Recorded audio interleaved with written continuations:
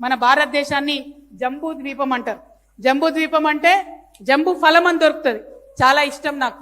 జంబూ ఫలం అంటే ఏందో అనుకున్నారు. అల్లనేరేడు పండు తెలుసా? అల్లనేరేడు పండు అయితే నాకు బాగా ఇష్టం అల్లనేరేడు పండు. ఈ సంవత్సరం అల్లనేరేడు బాగా కాసింది.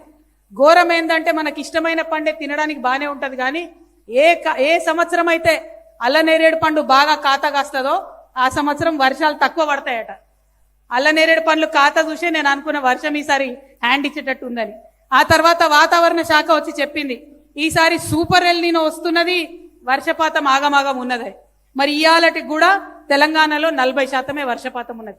ఈ విషయం ఎప్పుడు తెలుసు మనకు? 6-7 నెలల కిందనే తెలుసు వర్షపాతం తక్కువ వస్తుంది, 40% వాన పడుతుంది అని చెప్పి. కానీ మన రేవంత్ రెడ్డి గారు, మన ప్రభుత్వం ఏమాత్రం కూడా ఏర్పాట్లు చేయలే.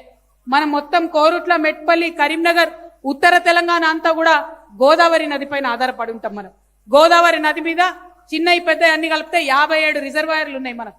ఆ 57 రిజర్వాయర్ల 418 టీఎంసీలు దాచిపెట్టుకుని నిల్వ ఉంచుకునే కెపాసిటీ ఉంది.